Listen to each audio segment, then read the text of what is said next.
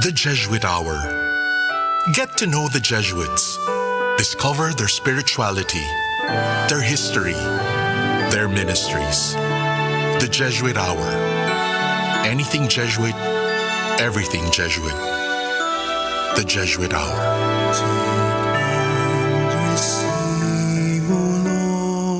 Jesuit Music Ministry. Music that uplifts the soul. Follow JustCom PH on Spotify and JustCom Music on YouTube. We are also on iTunes and Deezer.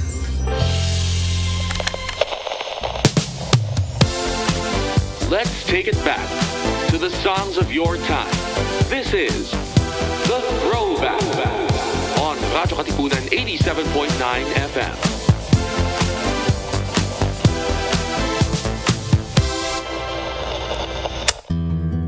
Join Cardinal Luis Antonio Tagle as he delivers to us the preachings of the Sunday's Gospel that's awe-inspiring, yet easy to understand and appreciate.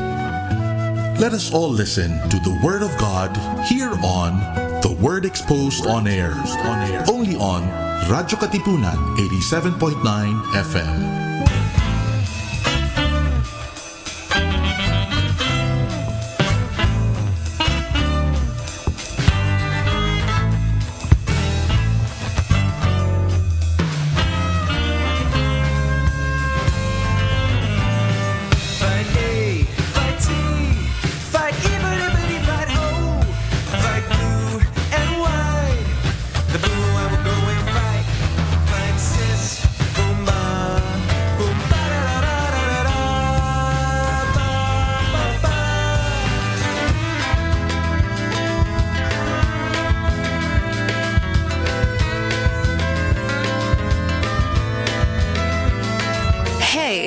Question. What does power look like? Is it the girl chasing her dreams? The woman speaking up and owning her space? Maybe it's the friend who lifts everyone up. The student breaking barriers? The leader changing the game? Or the everyday woman who just keeps going? Because being a woman today, it means dreaming big, standing tall, and rewriting rules. This Women's Month, we celebrate you. Your voice, your strength, your story. So keep rising. Because the future is brighter when women lead. Happy Women's Month from Radyo Katipunan 87.9 FM, your one big FM. Coming up next, Cura, conversations on care, health, and healing on Radyo Katipunan 87.9 FM. Radyo, Radyo, Radyo, Radyo, Radyo, Radyo, Radyo, Katipunan, Radyo, Katipunan, Radyo, Katipunan, Radyo, Radyo, Katipunan, Radyo, Katipunan. Sa Blue Eagle kami di mapipigil sa pagbabalitang tumpak at tama. Buhay Atenista sa loob sa labas ng eskwela, ating ibibida lahat ng eskwela. Radyo, Radyo, Radyo, Katipunan, Radyo, Radyo, Radyo, Katipunan, Radyo, Katipunan, Radyo, Katipunan. Kawal ni Ignacio, Katipunero, sugod, todo sa kayod, tulong at tulong. Lipat na Blue Eagle, galing giting nagigil. Blue and white, one big fight. Radyo, Radyo, Radyo, Katipunan, Radyo, Radyo, Radyo, Katipunan, Radyo, Katipunan, Radyo, Katipunan, Radyo, Radyo, Radyo, Katipunan, Radyo, Katipunan. Health isn't just about medicine. It's about care, Community and conversation. That's why Radyo Katipunan brings you Cura, your campus medical show. From everyday wellness tips to expert advice on the health issues that matter most to you. Cura is here to listen, guide, and care The Ateneo way. Join us as we talk about healing, Hope and health right here on Radyo Katipunan 87.9 FM. Cura, your campus health companion Where care meets conversation.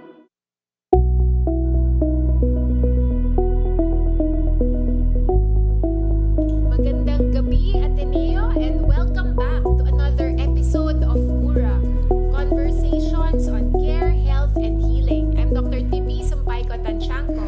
And I'm Dr. Gelo, Apostol. And today, Dr. P, excited ako sa topic natin. Kasi itong pag-uusapan natin, napakaraming Pilipino ang apektado nito. Totoo. In fact, Alam mo, kasama dyan ang nanay ko. Nako, kasama din ang mga magulang ko, Dok. No? Okay. Parang, in fact, kasama itong sakit na to sa top 10 no, na nagdudulot ng sakit at maagang pagkamatay no, sa mga Pilipino. Ang dami pang komplikasyon, Ang dami pang komplikasyon. So, ang topic po natin today ay diabetes. Diabetes. Pero hindi lang yun, Dr. P.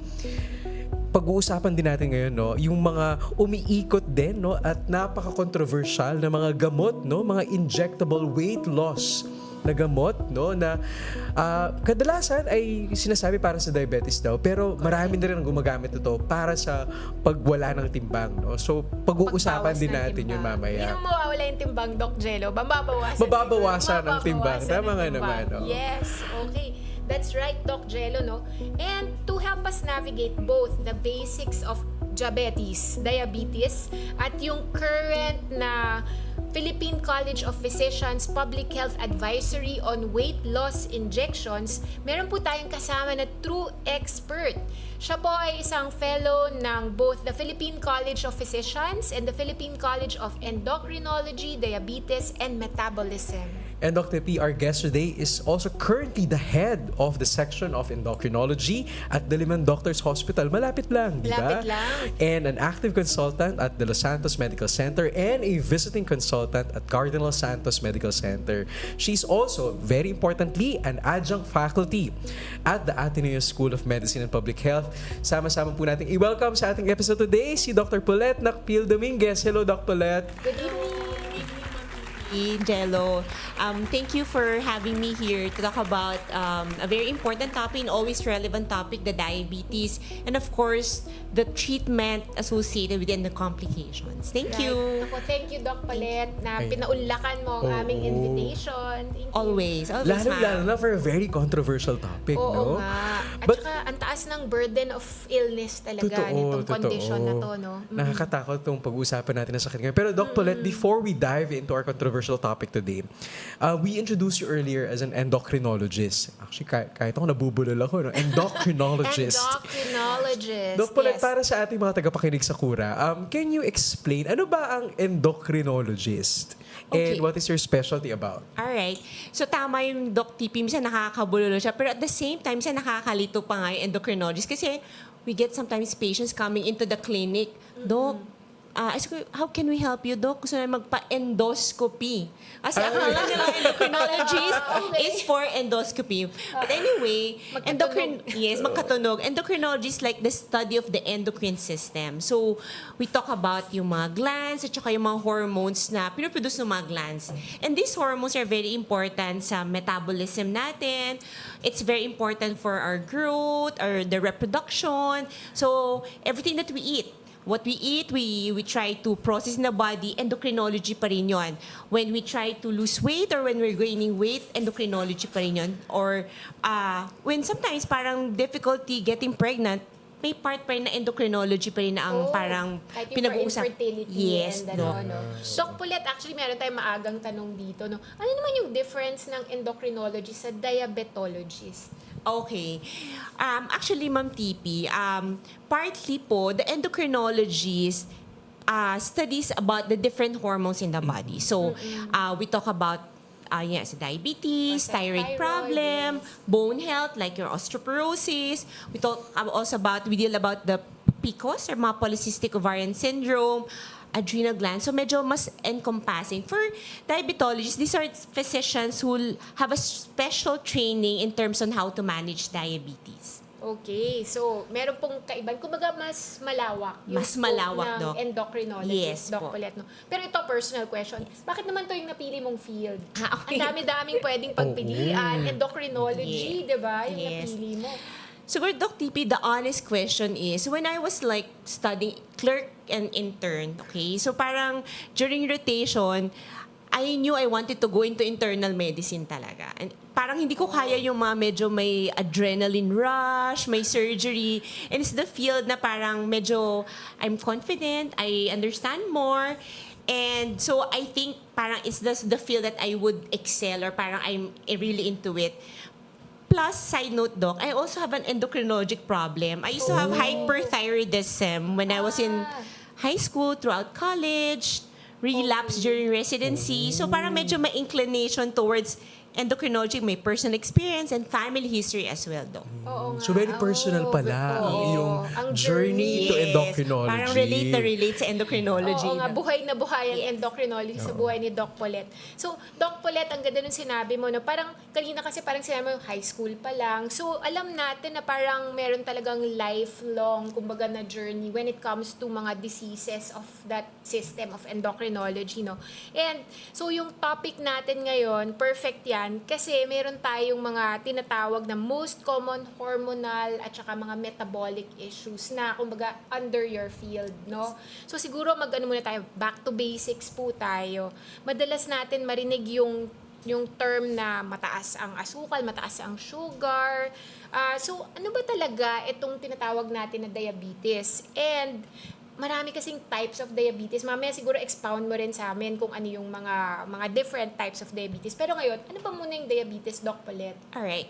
So, when we say, Doc, pag may diabetes, plain parang language is mataas yung asukal sa dugo. Like sinasabi natin kanina. So, diabetes is pushed when you have like deficiency of the insulin or you have insulin resistance. So, parang yun nga, parang medyo kwento, kunyari, when we eat, we try to break down the food into sugar.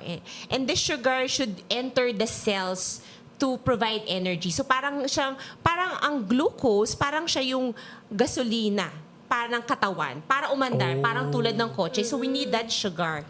So pag nagkaroon tayo ng sugar sa katawan, ang natural response ng katawan natin is for the pancreas, isang organ sa katawan natin or lapay, to make insulin. Okay? We need insulin to survive. Okay? So the insulin is parang siya yung susi. Okay? Yung asukal na nakain natin sa katawan, kailangan siya pumasok sa cells natin kasi kailangan natin for energy. And the insulin works as the key. Okay, so para makapasok yung insulin, ay yung sugar sa cells natin, kailangan natin insulin as the key para magamit ng cells natin. Diabetes happens when there's no insulin, meaning walang susi. Hindi mo unlock yung pinto. Hindi makapasok yung sugar sa cells or parang mali yung susi. Defective siya when there's insulin resistance or pag konting-konti na lang siya. So diabetes is like a chronic disease. Okay? So, pang matagalang kondisyon kung saan mataas ang asukal sa dugo natin. Ang ganda ng analogy ni Doc Paulette. No? Gasolina. Gasolina, no? ang sugar. Napaka-timely. Lalo na yung panahon na to. Ito, Doc Paulette, no? Parang sabi mo, mas maganda na yung sugar pumasok sa ating mga cellula or cells para magamit yung glucose for energy. Bakit ba nakakatakot na yung sugar stays outside of the cell? Yung ayaw pumasok sa cell. Oo. As so what happens in diabetes. Yes. So parang ganito, kung ang asukal nasa labas lang siya, nasa dugo lang siya, walang pumapasok sa cells natin. So parang yung cells natin gutom na gutom lagi. They starve for energy. And so meron siya mga downhill na mga processes, and when there's chronic hyperglycemia, chronic na mataas na asukal, parang bigla siya nagiging toxin or sa katawan natin. So it parang slowly damages our organs, starts with the nerves, eyes, kidney. So, parang siya nagiging toxin ng katawan natin. Ayun. So, sobra-sobrang glucose pala, no, can be toxic or sobra-sobrang asukal can be very toxic to our body. Pero Doc Paulette, nabanggit kanina ni Doc Tippy na may type 1, may type 2, tapos parang meron pang tinatawag na gestational, yung mga nagbubuntis. No? Pare-parehas ba yung in-explain natin sa ating mga tagapakinig na kung paano ba nangyayari yung diabetes? Siguro isa-isahin insulin, natin, no? Pare-parehas ba yung sa type 1, type 2, gestational? Paano kaya natin pwedeng explain yun sa ating mga listeners? Sige. So parang pwede kong dagdagan, parang may ikaapat. Parang may pang-apat na. other types. May ganun. Parang ganun yung klase. So let's start with the parang usual na alam natin the three. So first is the type 1. So type 1 diabetes is what we call the autoimmune type of diabetes. So pag sabi niya autoimmune, parang yung immune system ng katawan natin, parang nagkakamali sila. Parang they attack the organs in our own body. Parang they sense ay parang foreign to, awayin natin. So masisira nasira. So, in type 1 diabetes, they attack the pancreas. Yung lapay. Yung lapay natin. So, specifically, the cells that makes the insulin. So, there's parang autoimmune destruction of that cells. So, pag nasira siya, wala nang insulin na lalabas sa katawan natin. Okay? So, in type 1 diabetes, these patients have absolute insulin deficiency, meaning wala na silang insulin sa katawan. And we know, diba sabi na, we need insulin to survive. Right. So, these patients, the only management that will work for them is insulin because they don't have the insulin anymore. So, usually, yung mga type 1 diabetes, Doc, Tippy and Gelo, sila yung mga mas nadadiagnose ng mas bata sila. Okay, parang the younger the children or younger mga adolescent or younger adults, but of course hindi na siya parang hard rule na sa bata lang siya. It can happen at any age, but most of the time in the younger age group. Right. Meron bang trigger to? Like bakit nagkakaroon ng autoimmunity doon? Or namamana ba to? Kasi sabi mga bata eh. Oo. So type 1 usually hindi sila namamana. Oo. Pero pag autoimmune, usually the trigger, sabi la, a viral infection can like cascade the autoimmune process. Parang nagtrangkaso lang, tapos nagka-autoimmune na pagkatapos. Yes, parang na-unlock na siya bigla, unmask bigla yung autoimmune process. Right. Actually, parang nakakatakot yun kasi bata yung karamihan. Actually, meron akong kababata na parang ganyan, nagtrinangkaso lang, and then biglang yun na pala, may diabetes na pala siya. Sige, so yan yung type 1 diabetes na sinasabi natin. Doc Paulette, ano naman yung type 2 na diabetes? Okay. So the type 2 diabetes is the more common, actually the most common type of diabetes. So, tama, sa clinic, minsan parang 2 beses ko na nakita, 3 beses ko na nakita yung pasyente. Sabihin sa akin, Doc, ano bang type ng diabetes ko? Yung namamana lang ba? O yung nakuha lang dahil sa katandaan? Parang so, type 2 diabetes is a type of diabetes wherein meron pa rin asukal yung pasyente, pero konti na lang. Parang kapos, konti na lang siya. Or, yung insulin na, the insulin, meron pa rin silang insulin, pero konti na lang. Tapos yung natitirang insulin pa na yon, hindi pa sila gumagana ng tama. So, they have relative insulin deficiency or the insulin is not working the way it should. Ang tinatawag nila na insulin resistance. So, parang kailangan natin ng mas mataas na level of insulin to keep our sugars to the normal level. So, yung mga type 2 diabetes, mas marami silang parang factors that contribute. Okay? Andyan yung parang family history. If the patient has a strong family history, meaning first-degree relative na may diabetes, parang malaking factor yun na magde-develop sila ng diabetes. So, namamana rin pala ang diabetes? Yes, ang type 2 namamana. So, by textbook, Doc, sabi pagtatanong sa mga students natin, when both of your parents have diabetes, you have like 70 to 80% chance of having diabetes. So, very high risk siya. Okay, so yun yung mga pero parang pag isa lang. Lower na. Mga 50, gano'n. Mga 50, 40, gano'n. Parang nakalimutan ko yung number dyan. Pero parang gano'n. When you have one parent, the lower. Pero imagine mo pag 2 parents na you're, diba, more than 50% magkakaroon ka talaga. Parang isang leche flan ka lang. May diabetes ka na. Parang gano'n ba? Andun na. So, yun. So, family history. Contributory also for type 2 diabetes is the lifestyle, diba? With the rising prevalence or epidemic of sedentary lifestyle leading to obesity, it becomes a very, very big factor in the development of diabetes. The eating patterns of many Filipinos, many people in the world contributes to diabetes. So medyo multifactorial siya. In terms of pathophysiology, medyo parang scientific, mga type 2 diabetes, the liver produces insulin na very unregulated. Gawa lang sila ng gawa ng the sugars. The liver makes sugars na very unregulated. So gawa lang ng gawa ng asukal. And that contributes also to the high levels of sugar. So yun yung type 2. Sila yung mas common. Namamana, pag medyo pangit ang lifestyle, sila yung nagde-develop. Pero mo, Doc Paulette, yung nakakabahala dun sa sinabi ni Doc Paulette is, ngayon, parang maraming mas bata na ang nakakakuha ng type 2 diabetes. Kasi dati, nung mga panahon pa ng kopong-kopong, sinasabi natin, usually yung type 2 diabetes nakukuha lang pag may edad na, mga 40, 50, pero tama. Nakakalungkot. Ano yung pinakabata, Doc Paulette, na type 2, na hindi type yung type 1. Okay. well, syempre adult endocrinologist. So I get my patients 18 years old and up. Pero meron mata-transition sa amin, Doc, na 18 or 19. Oh, ilang taon ka nagkaroon diabetes? 16? Grabe. 15? So, I have yes, may mga ganung patients kami na parang very early on, nagkakaroon sila ng diabetes. And yun nga, tama yun, Doc Gelo. Pag tinatanong ko yung mga patients ko dati, meron ba kayong lahi ng diabetes? Parang yung lola ko pero parang parang ang tanda-tanda na niya nung nalaman niyang may diabetes. So, parang hindi naman ganun kataas. So, dati, parang sakit lang siya ng pag-iedad, pag tumatanda ka na. Pero ngayon, we see as early as, like for me, dati sa 21 years old, 25 years old, full-blown symptoms of diabetes. So, that's a sad part now. Yes, maaga na, mas maaga na naming nakikita yung sakit na diabetes. And Doc Paulette, ito bang mga teenagers na to, would you say sila yung mga overweight or obese? Kasi kaya ko rin tinatanong, kasi in my clinic, 'di ba, children with special needs, pero more and more, nakikita sa kanila, on the big side sila talaga. Tapos pag pina-check mo yung blood sugar, parang, bakit borderline na? 12 years old ka pa lang, 14 ka pa. Nakikita mo ba yung ganong pattern din? Yes, Doc Tippy. Most of the time, yung mga younger patients ko, sila din yung parang medyo on the heavy side, parang more sedentary.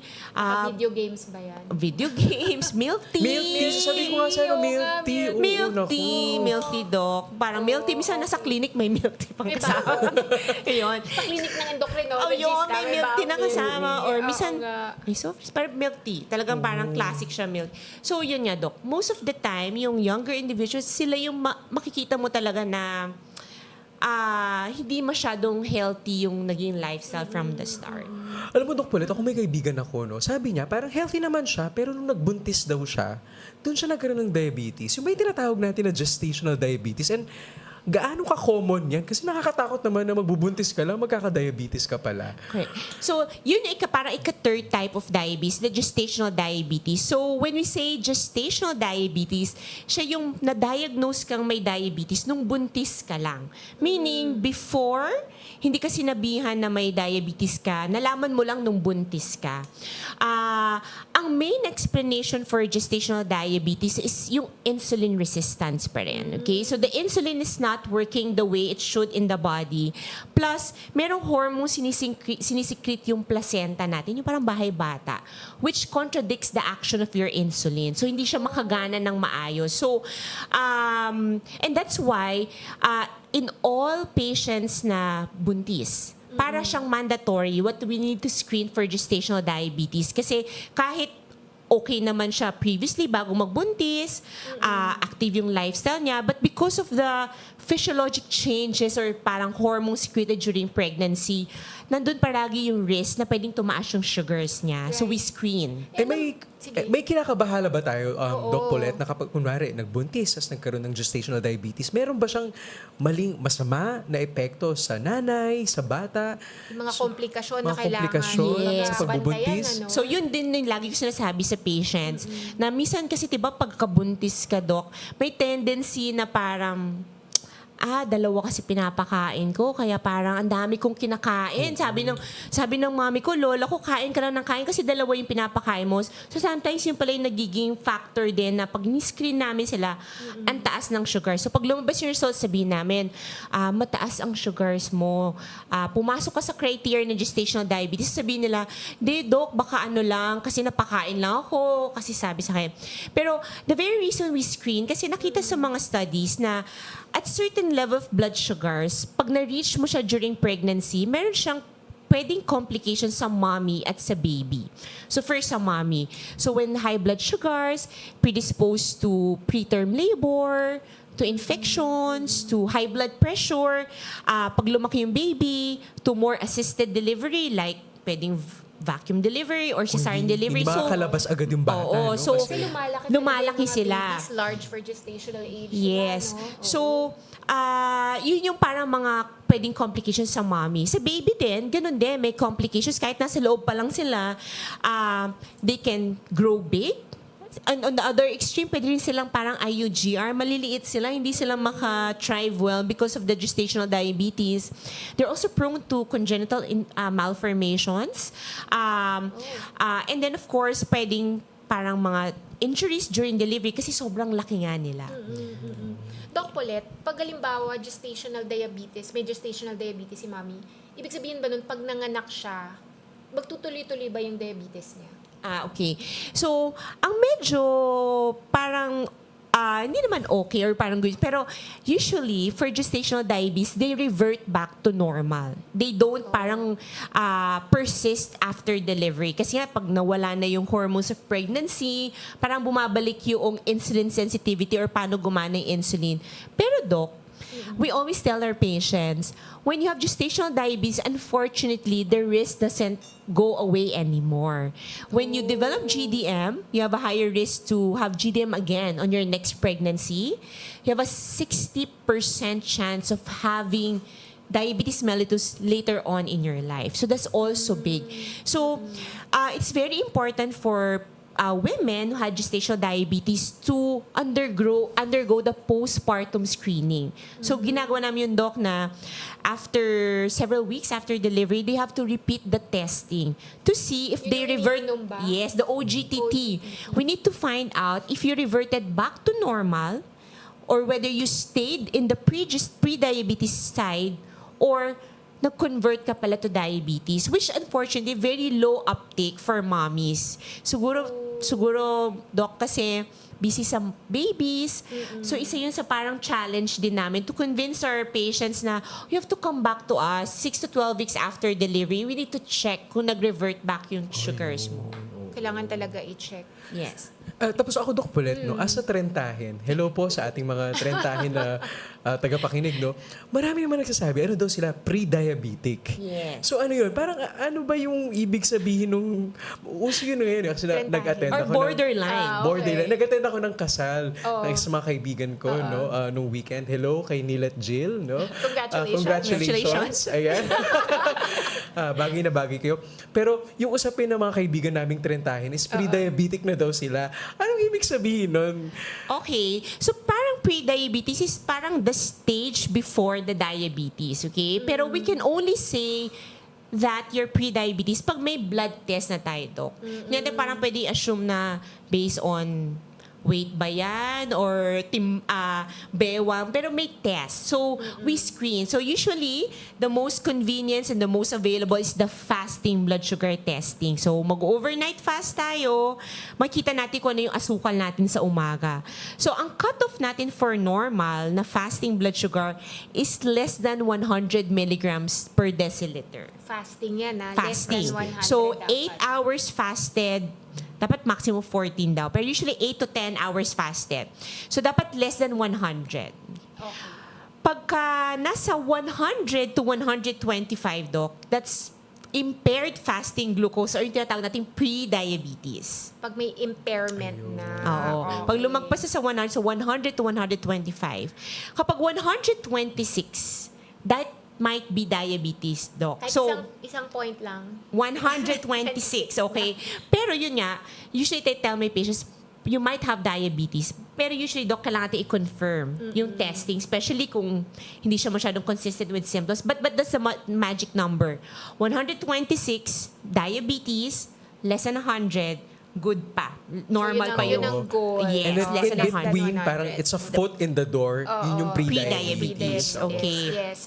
Pero bago ako pumunta dyan ulit sa levels, no? Doc Paulette, kasi may sinabi ka kanina may fourth type fourth, na yung yes. others. Siguro, The other types. Ano yung others? Meron pa others. Yes. Okay. So, siguro isang pinaka-common na other type of diabetes, yung mga drug-induced, Doc, Tippy. Ay, may ganun pala. Yes. Ano yun? So, ang Anong very drugs? common is the steroids, diba? We have lots of parang conditions that steroids a very important part of their regimen or their treatment. So, this can be patients who have autoimmune diseases, yung iba, pwedeng mamay lang problem. So, when they're on chronic steroid use, this can push them to secondary type of diabetes. So, we also deal with such patients the management still the same.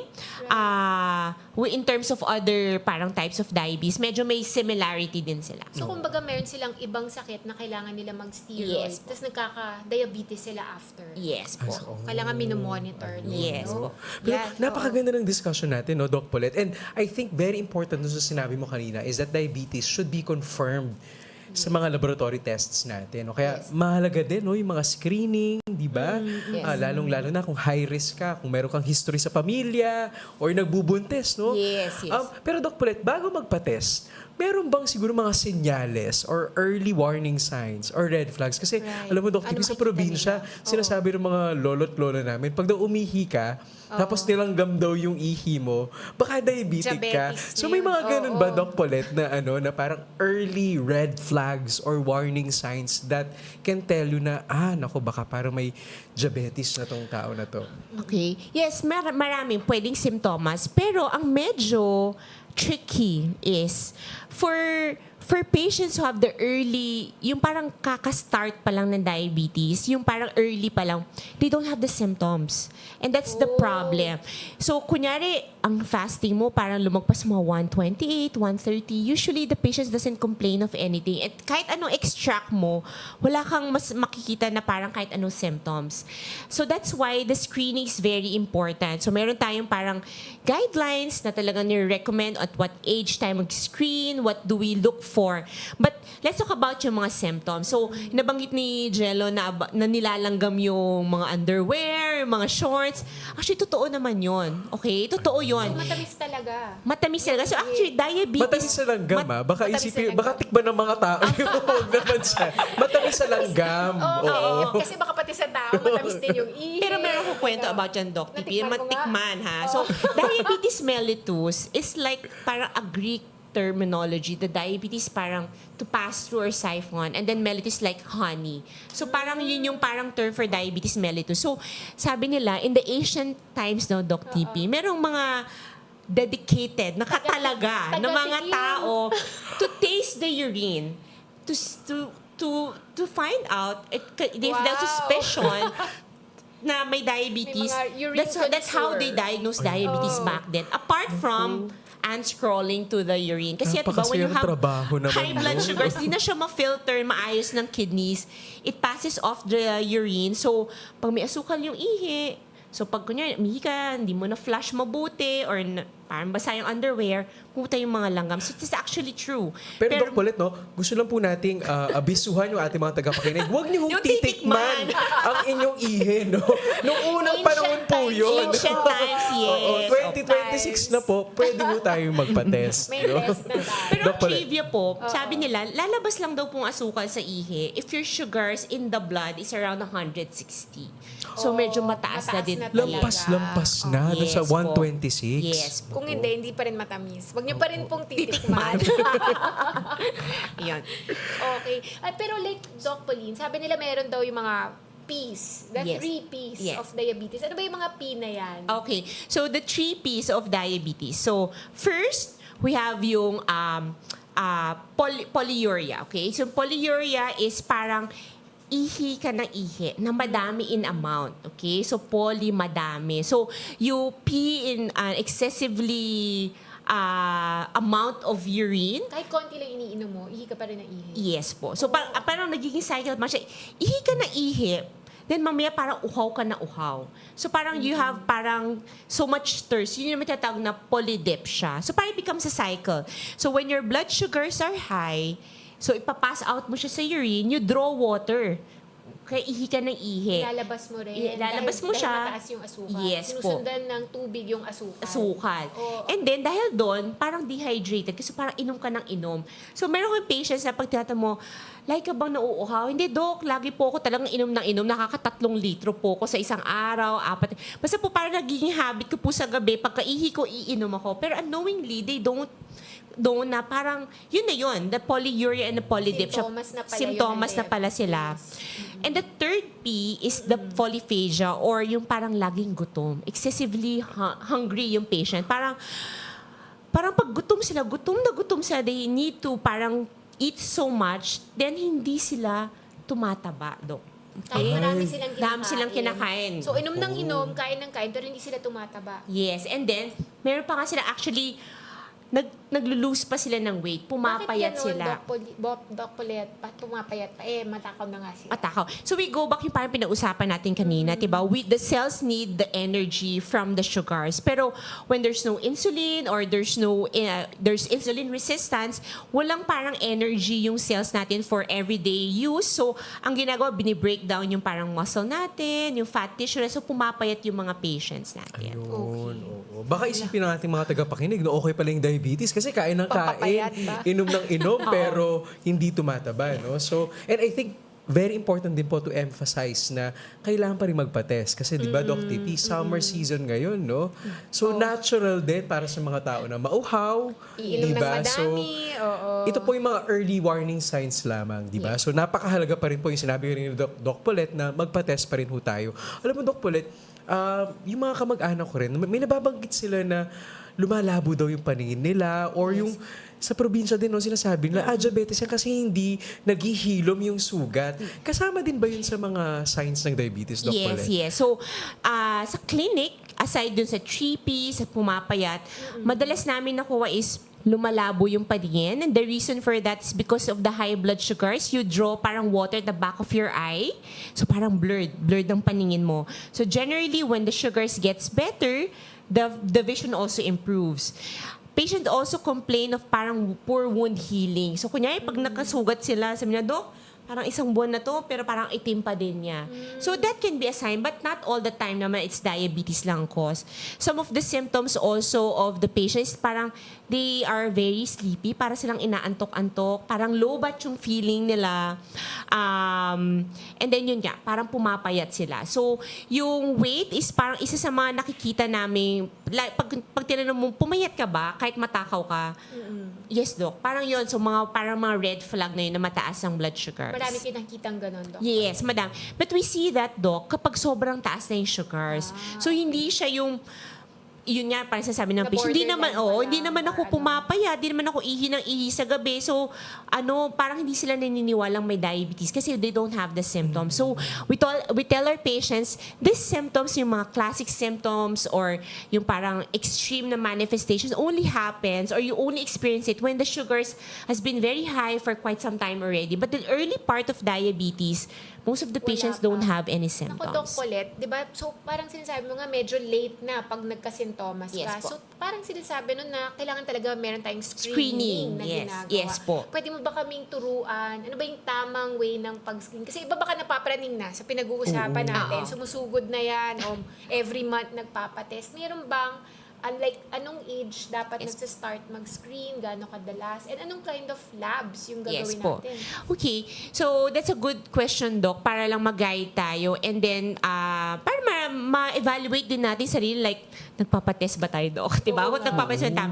But for the Filipinos, in general, Doc, higher risk tayo compared to our Caucasian counterparts. Bakit, yung Doc? lahi natin. Talaga? Yung ethnicity natin have a higher risk to develop diabetes. So, Akala ko dahil masarap magluto ang mga Pinoy. Akala ko kasi dahil Chef Lanta, ang dami nating desserts diba?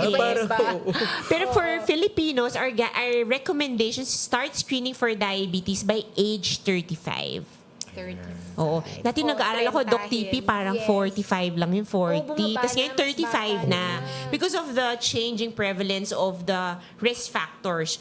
And then, we can also screen earlier than 35 if we have one of the risk factors. So, ano ba itong mga risk factors na to? Yung pinag-usapan natin kanina, if you have a history of gestational diabetes, if you had a history of pre-diabetes in the past, kunyari, sinabihan ka ng parang last year sa APE mo, mataas na yung FBS mo. So, dapat nag-screen ka na annually for diabetes. Annually, yes. If you have polycystic ovarian syndrome, if you have a first-degree relative to have diabetes, if you're on the obese side, overweight side, you have to screen earlier. And madami po, we have tuberculosis. If you're taking any drugs that can cause high blood sugars, you have to screen. Pero ang magic number is 35 years old. 35. Yes. Kailangan mo na ba mag-screen, Doc Gelo? Ako, Doc, kasi pareho magulang ko. Siyempre, ni-reveal ko na pareho magulang ko may diabetes, diba? So ako nagpapascreen talaga. Diba? That's good. Lalong-lalo na dahil mahilig ako sa milk tea. Hala. Ayan, kaya... Parang liquid sugar kailangan ang talaga milk tea magpa-screen natin. talaga. No? Oo. Alam mo, Doc Yeah. Paulette, no, may mga nagsasabi din na yung diabetes ay isang tridor na sakit. No? Kasi kung papabayaan daw natin na mataas yung blood sugar, may mga irreversible or hindi na pwedeng maibalik na komplikasyon sa iba't ibang bahagi ng katawan. Siguro takutin lang natin ng konti, no? Yung ating mga tagapakinig, no? Hindi pa takot na sila. Oo. Konti pa. Ano itong mga katakot-takot na komplikasyon, no? Na maaaring maidulot ng diabetes sa atin? Okay. Good question. So, yun din yung like ko sinasabi sa mga patients ko. Diabetes just not the number na mataas ang sugars mo, pag binaba mo na siya, okay na tayo. Okay? So, hindi lang naman ang goal natin is pababain yung blood sugars. We tell our patients, the reason why we're trying to control your blood sugar now is to try to avoid the complications, the early onset of complications. So, kasi ang diabetes, parang chronic siya. So, no matter what we do, it stays there. It's progressive. Lalala siya ng lalala, Doc. Lalala siya ng lalala over time. Pero what we're trying to do is to make that progression very, very slow. Meaning, hindi mo naabutan yung extreme complications of diabetes. Like, so first, yung mga sa maliliit na ugat, Doc. So, ito yung parang common, siguro narinig natin, pag naapektuhan yung mga nerves natin. So, yung mga patients natin nagko-complain na parang namamanhid yung kamay nila, paa nila, parang may tusok-tusok. Ibang patients, very extreme yung pain. Sobrang painful talaga. No, tinatawag na neuropathy because of the damage to the nerves. What we see also early on is yung pagkasira ng mata natin. Okay? So, yung retina sa likod ng mata natin, nasisira siya or naapektuhan siya because of the high blood sugars, which is the leading cause of blindness also, diabetes. Okay? And the Yan third... yung retinopathy. Yes po, retinopathy. And then, the third is the kidney damage. So, ito medyo parang well-informed, parang medyo alam natin kasi ang dami natin nakikita, diba? The burden of the chronic kidney disease in the Philippines. Diabetes is one of the leading causes also of parang dialysis or renal replacement therapy. So, ito naman tinatawag na nephropathy. So, naapektuhan ng mataas na blood sugars ang kidneys natin. So, eventually, parang nagde-decline ng function, hindi na siya makatrabaho din ng maayos, which can cause a lot of complications. So, yun yung po yung mga maliliit na vessel na complication ng diabetes. We also have what we call na macrovascular complications. So, ito naman yung parang mas ayaw natin, malalaki na. Ito yung mga inaatake sa puso, inaatake sa utak, yung sabi nila stroke. Okay? So, yung mga nagbabara sa paa, yung mga paa parang barado yung mga ugat nun. So, yung mga sugat, hindi naghihilom, na pwede matuluyan sa pagputol ng paa or ma-amputations. Yan because yung mga diabetic foot. Yes po. Yes po. Parang naaagnas na yung paa nila. Yes. So, parang, Doc Paulette, what I'm hearing is parang buong katawan. Buong katawan. Pwede talagang Head to toe, head yes. to toe. Actually, Doc Paulette, meron tayong question dito from Catherine Cardos. Good evening. Sabi niya, diabetic po ako, namamanhid ang kamay ko. Cause din po ba ito ng mataas na sugar, Doc Paulette? Yes. So, to Catherine, yung pamamanhid ng kamay, yes, can be a sign of your diabetes, especially when it's uncontrolled or parang mataas pa yung blood sugars mo. Hindi pa natin na-hit yung target na blood sugars. But we also have to remember, it can also be sometimes parang vitamin B deficiency. When the patients are on metformin, na common na gamot natin for diabetes, it can cause vitamin B deficiency. So, pwede rin nating tingnan na baka yun pala ang dahilan. So, dapat pala nag-vitamin B complex sila pag naka-metformin, yes no? po, on long-term use po. Right. Ito, may isa pa tayong action. Ayan, Daming nagtatanong, no? Okay, Meron go. tayong tanong mula kay Joe R. Apostol. Sabi niya, what if HbA1c is 5.8. Resulta ba yan ng lab Oo nga, test parang niya? nagpapalab test na, no? Sabi ni Joe R., what if HbA1c is 5.8 and FBS is 95? Would you consider it as pre-diabetic already? Siguro, Doc Paulette, bago natin sagutin to, kasi kanina nabanggit natin yung FBS. Yes. Pa lang yung Ngayon, nababanggit natin. Meron na. Okay. Ano yung HbA1c naman na ito? Okay, sige. So, HbA1c is glycosylated hemoglobin. So, it's a test for sugar that determines your sugar control for the past 3 months. So, medyo popular din siya na way of testing kasi nga, hindi mo kailangan mag-fast, Doc. So, kunyari, gusto mo, Hindi mo pwedeng dayain, gusto mong magpa-test na agad for about the blood sugar, HbA1c kasi ayoko mag-fast. So, glycosylated hemoglobin, 3-month control of blood sugar. So, medyo common scenario to sa clinic na darating sa amin, normal ang FBS, medyo mataas yung HbA1c. Dok, kailangan ko na bang maggamot? Or sinabihan na po kasi ako na diabetes or pre-diabetes. So, by recommendation po, we advocate the testing for fasting blood sugar because of the availability, the well-tested na po yung FBS, very affordable also to screen for diabetes. We can also use HbA1c in patients who are asymptomatic, wala silang nararamdaman, provided po, Doc, na they did the test to a NGSP certified lab. Kasi ano namang klaseng lab yun? NGSP. Opo. So certified. Yes. So, hindi pa po kasi lahat ng laboratory natin parang standardized. Okay. So, unfortunately, meron pa rin pong mga ilan labs na parang hindi pa rin natin ma-accept na parang very reliable result of HbA1c. So, pag ganito po yung scenario, you have an HbA1c of parang elevated 5.8 tapos FBS na 95. We need to do a confirmatory testing. Ano naman yun? So, we have to repeat the one that is high, the HbA1c, and then probably instead of just the fasting blood sugar, we do the 75 grams OGTT. So parang buntis. Yes, pero iba lang yung cut-off natin, Doc. Yes po. Ayun. So parang kung sa nagtanong kanina, no, baka kailangan ng mas additional na test para malaman talaga kung ano ang nangyayari. So lagi sinasabi, walang, kailangan natin i-confirm. Kasi syempre, it changes everything kung ano yung goal natin for you. So, hindi natin pwedeng sabihin na diabetes, pre-diabetes, especially if no risk factors or walang symptoms. Okay. Ayun, no? So, agad-agad ba yun, Doc Paulette? Within 2 weeks po sana. Within 2 weeks mapagawa yung repeat testing. Ayun, so Doc Tippy, Doc Paulette, no, we've covered everything from yung mga symptoms to the complications to screening. Parang feeling ko nararamdaman ko talaga that we need to emphasize prevention kasi talagang nakakatakot yung lalo na kasi kung type 2, 'di ba, Doc Gelo, na related to lifestyle. Lifestyle talaga, no?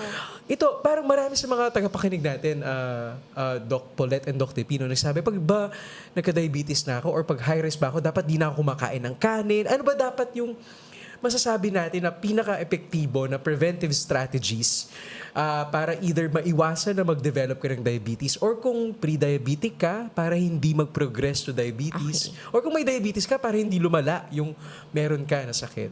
Yeah. Yun yung gusto namin. Gusto namin ma-push yung mga patients na nandun sa parang at risk to do something. So, yung kanin, kawawang-kawawa, Doc. Diba? Doc Gelo, Doc Tippy, lagi, parang kanin lagi ang parang, inaano lang. Kasi kumain po kong kanin eh. Babawasan ko na po yung kanin. Pero actually, we can eat rice, okay? We can eat rice po. Hindi po Any rice, Doc? Any rice? Any rice. But of course, we prefer yung mga medyo mataas yung fiber content so that you feel full earlier. Ayun. You consume less. So, yun yung medyo konti advantage yung mga brown rice, red rice. But what's important is we have to do everything in moderation, Doc. So, parang portion control. If you want to eat rice, make sure you don't eat more than 1 cup of rice per meal. If you eat rice already, parang wala nang kasamang pansit. Diba tayo, Doc? Pansit, tinapay. Parang carbs. Carbs on carbs. Carbs on carbs. Gen Z dyan ay carbs on carbs. Yes. On carbs. So, diba? May kanin, may pansit, tapos minsan may patatas. Parang ganun. So, we have to do everything in moderation. So, a good representation on how we eat kung pag-uusapan muna natin yung diet. Kasi it's one of the best strategies to delay the onset of diabetes is to engage in the very healthy eating habit. So, siguro yung mga iba natin nanood, familiar sila sa parang pinggang Pinoy. Okay? So, ang recommendation is kalahati nung pinggan is your vegetables. So, parang another way to represent it is parang cup hand. So, isang parang dakot. Dapat daw ganun kadami yung kamay. Yes. Isang kamay lang o Dalawa. Cup yes po. Cup na ganyan. So, gulay. Tapos kalahati nung, parang 1/4 pa nung timbang will be your protein source. Parang your meat. So, another way to put it is yung isang palad. So, parang ganyan. Palm size lang dapat yung, kunyari, you want to eat meat or chicken, fish. And then, The other 1/4 will be your rice or your carbohydrates. So, yun yung parang gusto nating parang advocate natin sa mga patients natin. So, aside from healthy eating habits, one of the parang I think best way to prevent diabetes really to move, 'di ba? Yun nga kasi parang medyo sedentary tayo, we tend to work lang or screen yung mga gadgets. So, the recommendation is to engage into 150-minute exercise per week. No more than 2 days na walang exercise. So, kunyari, hindi ka pwedeng parang mag-cheat days ng Friday, Saturday, Sunday na exercise. So, dapat Walang cheat days. more than 2 days. Okay. So, kunyari, kung cheat days mo, parang Saturday and Sunday lang. So, parang hindi daw pwede na, mag-80 minutes ako ngayon para 3 days ako na mag-exercise. So, parang 30 minutes a day of moderate exercise 5 times a week. Another way, siguro, Doc, to prevent will be to know your risk. So, if you know you have family history, you're taking medications that can increase your blood sugars, you have to be aware so that you can really modify that one. Ayun. Pero Doc Paulette, meron akong question. Kasi sinabi natin kanina, babalik ka lang yung pagkain. Yes. Kasi may minention ka mga pagkain. Pero yung inumin. Ayun. Importante do. So I tell my patients, no colored drinks. No color. So gagawin sila, Pag may kulay. no color. So, Doc, walang color. Yes, pwede black coffee. Okay, black coffee, pero kung talagang hindi mo kaya, konting creamer, konting sugar. Pero take away your iced tea, your milk tea. If you have soda. May mga zero na preparation. Well, technically, Doc, wala talaga silang sugars. Okay? Parang siyang non-nutritive sweeteners. Wala talaga siyang calories. But it will parang make you increase your appetite, diba? Parang pag meron kang Coke Zero, parang mas nainganyo ka kumain. One culprit, Doc, yung buko juice also. Diba? Kahit yung fresh na buko juice, kasi may asukal din siya. So, for diabetic patients, hindi pwede siyang everyday. Kasi sabi nila, pag nagbuko juice, ihi daw silang ihi, mawala yung toxins, Doc. Kahit fresh buko juice, no, Doc Paulette? Yes, may sugar pa din siya. So, for me, it's considered as a fruit. So, hindi siya, pag nagbuko juice ka, meron ka pang isang fruit. So, hindi siya pwedeng everyday din. Hindi pwede. Yes. Pero yung mga fruits, kasi diba sinasabi nila healthy. Yes. Pero may sugar din yun. Yes po. Pero the fruit kasi, diba, it's a good source of sugar. So, ganun din with fruits po. Dapat po in moderation. So, like, medium-sized apple per meal. So, parang 1 serving of fruit per meal would be allowed if your sugars are okay. Kalahating pisinang mangga, 10 Kalahati lang per meal. Per meal. Okay. Paano yung season na ng mangga? Madami ng mga bunga ngayon. Okay, yung HbA1c namin mga 9, 8 because of the mangga. Because of the mangga. Pag mangga season. Doc, Paulette, may tanong tayo dito. Ang dami talagang interest sa topic natin, Doc. Naku, Parang kailangan feeling meron ko, tong part 2, kailangan ata may part 2 tayo, no? Ito, parang may isang tanong kanina, no? Parang, effective ba daw yung mga alternative sugars? No, kasi minsan may mga Pinoy hindi talaga kaya yung black coffee na na. So, ano lalagay nila? So, ano ba itong mga alternative sugars na ito? Mga aspartame, Splend, mga ganung brands, monk fruit pa ngayon, diba? Monk fruit, the Splend. From an endocrinologist perspective, Doc Paulette, parang, would you recommend that? Okay.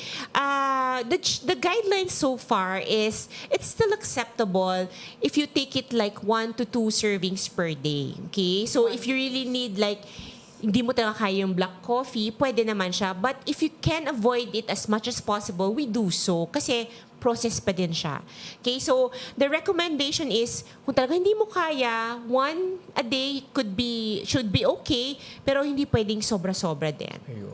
Okay. How about exercise, Doc Paulette? So we've talked about diet. Gaano ba talaga ka-importante? Yung real talk lang Doc Paulette. Gaano ba talaga ka-importante yung exercise in terms of preventing diabetes? Kasi a lot of people think, kaya sa dieta lang yung diabetes di ba? Pero yung exercise ba, is it absolutely important to prevent, to mitigate diabetes? Pwede ba mag-dieta na lang ako? Marami Babawasan ko ng konti, nagsasabi pero na ganun nakaupo lang siya. Pwede ba very important yung exercise. So parang tandem sila lagi. They go hand in hand, right diet and then regular exercise. So yung ibang sina-intimidate na exercise, I have to go to the gym, I have to do Pilates or lift weights. But in actuality, Doc, we do a lot of physical activity during the day, especially for us, kunyari, like I'm married na, Doc. So, yung mga household chores, like 30 minutes of that household chores na medyo napapagod ka, that's considered exercise.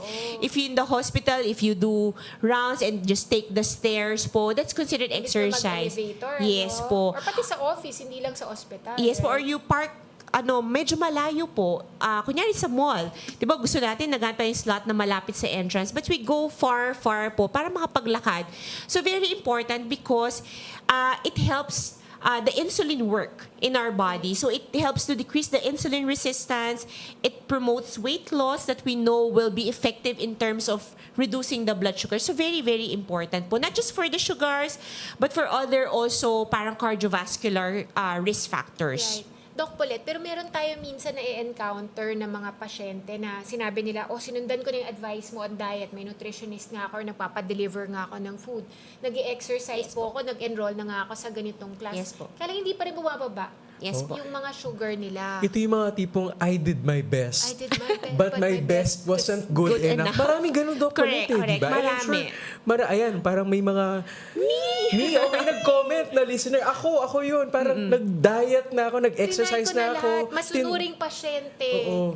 Pero Ano yung mga advice natin doon, Sa Dr. sugars, Paulette? no? Sugars po. Sa sugar, mataas pa rin. Parang hindi pa rin maganda yung control ng sugar nila. Okay. So, and that's the time we try to explain our patients. Kasi nga, minsan parang frustrated sila, parang feeling nila, yun nga, parang may mali silang ginagawa. We tell them nga na diabetes, especially type 2, that's the most common, is an interplay of different things. So, it's diet, physical exercise, but the inherent risk sometimes, your age, your family history, the level of insulin resistance, parang they come into play. So, meron talagang mga patients na hindi na kaya ng lifestyle modification alone. And that's why we tell them, meron pa tayong mga dagdag na bala. Parang meron pa tayong pwedeng ibigay. And that's where the part of yung parang mga medical management, mga mga oral medications or some injectable medications that we can give to our patients to help them control their diabetes. Ito, Doc Paulette, no? Sa probinsya din, uso ampalaya. Gaano katotoo yung ampalaya? Kasi may mga nagsasabi, no, ayoko munang inumin yung metformin na yan, no? Mag-aampalaya na lang ako. Mag-herbal muna. Mag-herbal. Okay. So, ano yung masasabi ng ating mga endocrinologists tungkol sa ampalaya at sa mga herbal medicines? Okay. Nung fellow ako, Gelo, merong study sa PGH, sa kung saan ako nag-train, about ampalaya capsule, and meron siyang proven benefit in terms of the blood sugar. So it can help. But what I tell my patients, this should be parang seen as a supplement to your treatment. Or parang it's not a replacement to your parang standard of care, but something to complement or supplement what you're currently doing. So if you want to eat ampalaya, you want to boil your okra and then eat it, then go ahead. But that doesn't mean that you will have to stop your medications or you have to lie low sa physical activity. So parang pangdagdag siya. Pwede. Pero it should never replace the standards of parang care for diabetes. Right. So, pandagdag, no? Yes. Pang-supplement nga, pandagdag siya. Pero, so, Doc Paulette, actually, ang ganda nung nilatag mo sa amin at saka sa ating mga viewers, na very comprehensive talaga yung plan. Sinasabi mo, meron tayong mga medications na importante na upon the advice of your doctors. Pero, laging kasama niyan yung mga modifiable lifestyle factors. Yung diet, yung exercise. At saka ito, kung gusto nilang dagdagan, pero hindi tatanggalin yung kumbaga recommended by our doctors, no.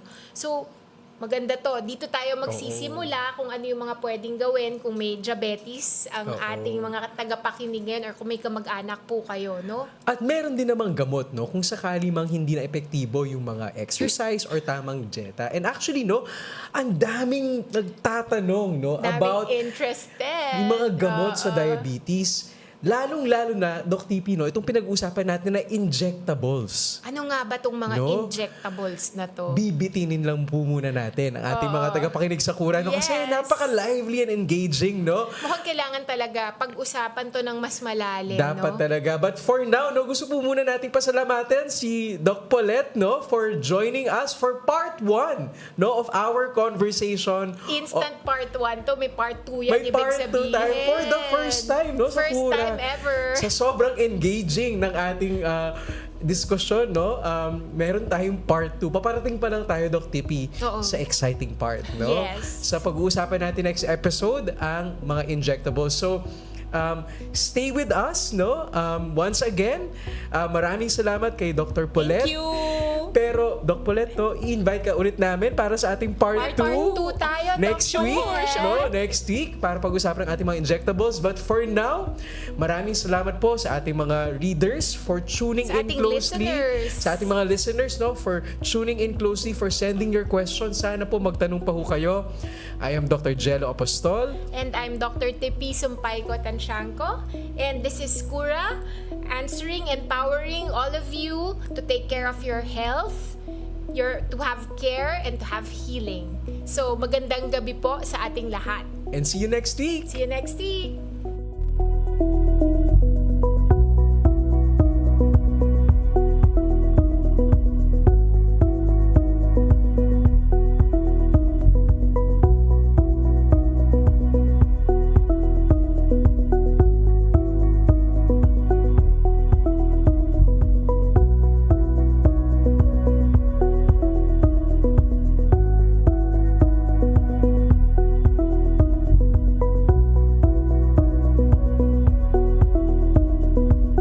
Isn't just about medicine. It's about care Community and conversation. That's why Radyo Katipunan brings you Cura, your campus medical show. From everyday wellness tips to expert advice on the health issues that matter most to you. Cura is here to listen, guide, and care The Ateneo way.